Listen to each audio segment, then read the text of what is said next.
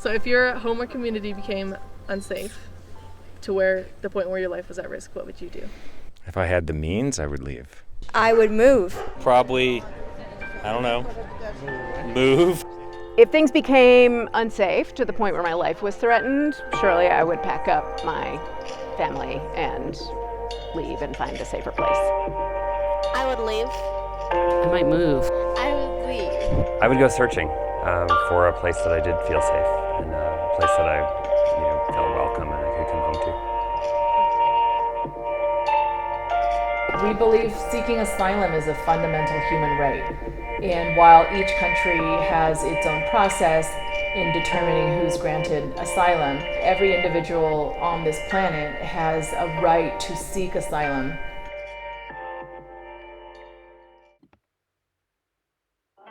CHAN is a nonprofit organization. The acronym stands for Colorado Hosting Asylum Network. CHAN works to provide temporary housing and support for asylum-seeking individuals and families during a period of 6 to 12 months. Because asylum seekers, unfortunately, are not allowed to work, we provide all kinds of wraparound services for individuals and families.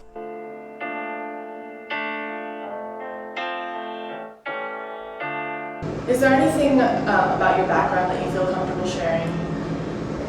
My experience back home is wild, and I have a terrible experience back home.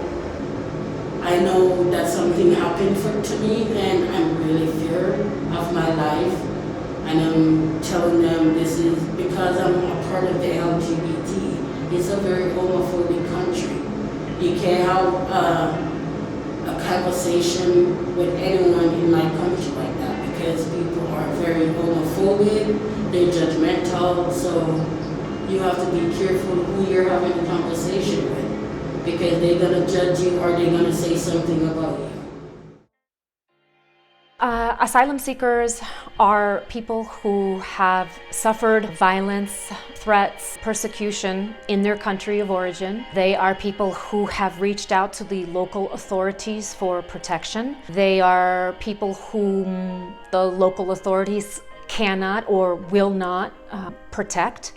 And they are people who consequently have to flee their homes in order to keep themselves and or their family members, including children, alive.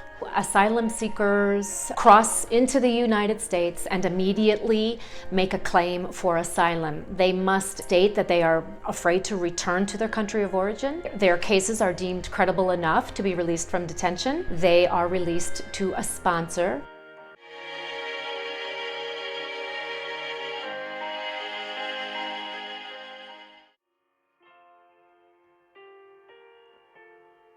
We were just privileged to have Lee as our guest.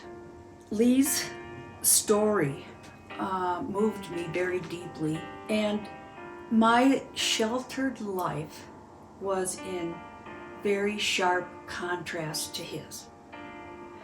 Having him in our lives, I know the whole group was changed because of him.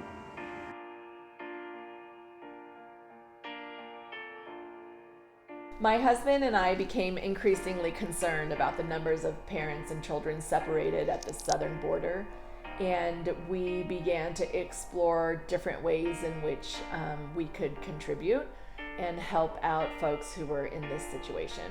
So I'll admit, when the idea was first presented, I was anxious. I was nervous about having someone in our house.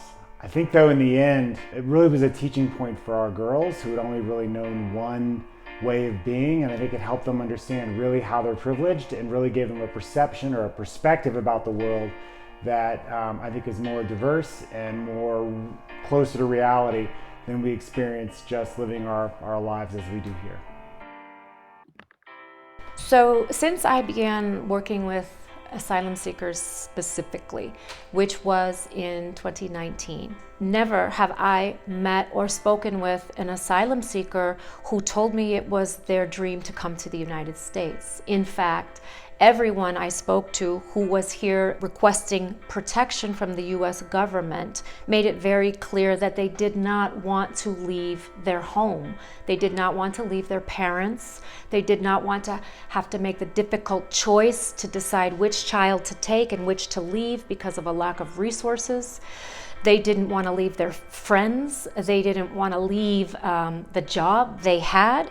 They fled because there was no other option available to them. They fled because either they or their family members, again, including their sons and daughters, were in danger of being murdered or being kidnapped.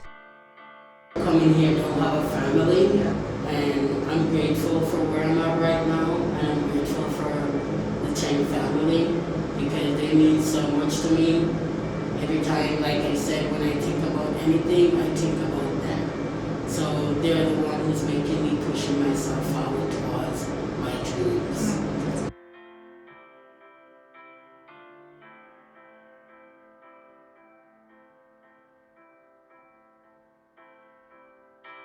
I think the biggest change that I experienced by hosting an asylee is to come face to face with the disparity that exists in the world. My husband and I chose to do this partly because we have an abundance of privilege, not the least of which is space in our home, rooms that we didn't use, and hosting an asylee, and it was a daily reminder about how we live with so much and have so much. You think it's too overwhelming, I can't do anything. But it's not so overwhelming because you do have just one person to concentrate on, and then you don't see the world the same way because you are needed in so many ways. Just bringing a meal to someone, just smiling at someone. So to get involved is just, I think, what we should be doing. And if we got more involved with asylees or any other group, we would all be better people for it.